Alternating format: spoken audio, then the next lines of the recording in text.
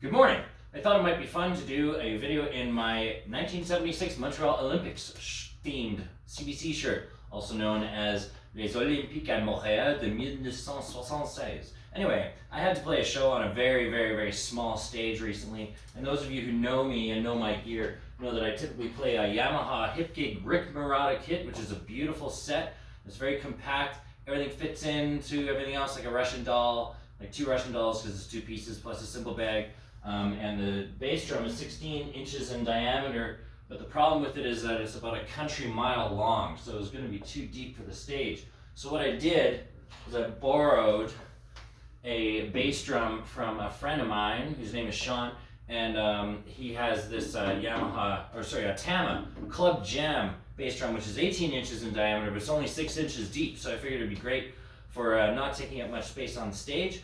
Initially, the band leader told me that he wanted me to just use hi-hat and snare drum and that's it, and I kind of wanted to do a little bit more than that. So I got this bass drum, which is great. I figured out how to put two cymbals on one stand with just an additional boom arm, which is pretty standard, but I wanted to try to do a little bit more. I wanted to see if I could figure out a way to mount a tom off of this bass drum.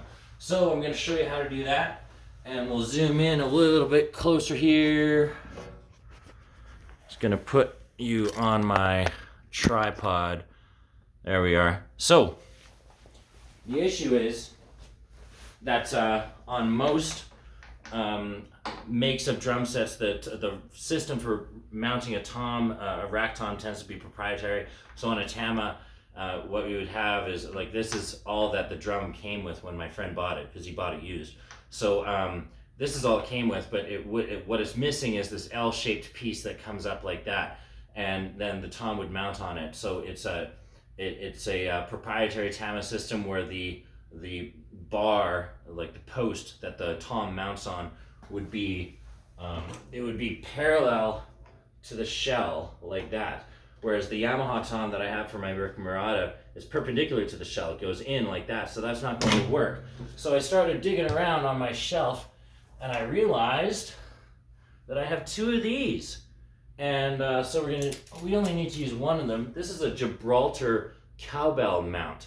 So typically, I mean, it's a great system because it's super flexible and you can turn it any which way you want to. There's even another joint here where you can turn it, and there's a quick release mechanism there, which I'll show you in a little bit. So in any case, you would mount this part onto a cymbal stand or something, any post, and then you would just mount your, you can put a cowbell onto it like that, or you can put a set of go-go bells onto it like that, and then that's what you would do for mounting cowbells, or a go-go bell or a cha-cha bell. But it occurred to me that what I could actually do is I could reverse configure this so that I'm actually using the post on which you usually mount an instrument to mount the tom itself.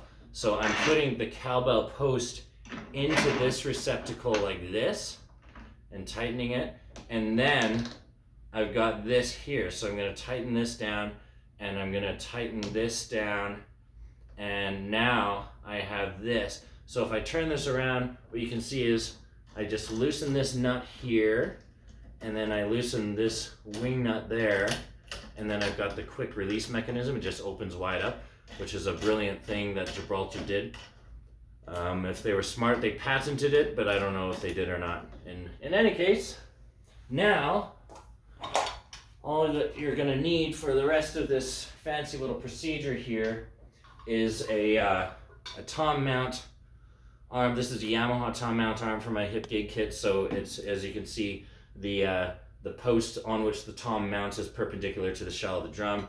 So I'm going to cinch that into there like this, and I'm going to tighten it up, trying to make sure that the clamp is equidistant on either side. One easy way to do this is that you just you sort of tighten the normal nut as much as you need to, and then you tighten the wing nut a little bit more. And then you can loosen it a little bit and raise it up or down if you want. Preferably it has a wooden or a rubber foot on the bottom of the post. Sometimes these things go missing, but if it still has it, that's a good thing, because then if the tom eventually sags, then at the very least it'll be resting on the shell on the rubber foot and not metal, so that it's not cutting into the shell. But as a bonus, you just take a spare cymbal cushion, and you can set it on the cymbal cushion like that. And then I've got myself, I'm going to tighten this, tighten this, tighten this, tighten this. Always tighten all your hardware to make sure that it's going to work properly.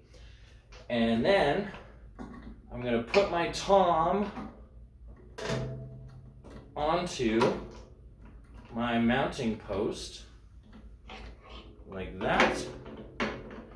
I'll replace my cushion so that it's protected, and then I'll tighten my tom onto the mounting post, and then I'll adjust the tom angle as I wish and tighten the ball bearing joint.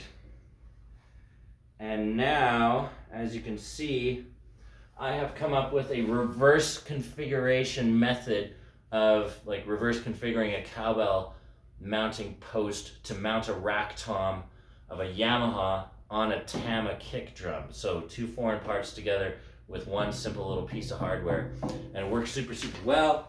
And I'll just zoom out again so I can show you how amazing this is.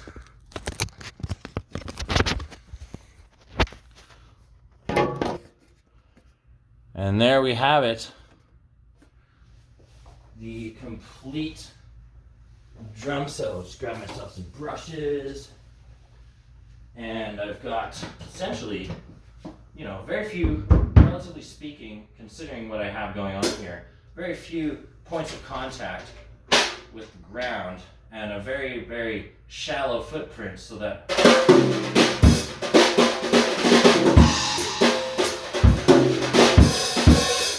I can be creative while still having a really tiny drum set in terms of the footprint that it takes up. So there you have it. Thank you very much for watching, and along with the CBC.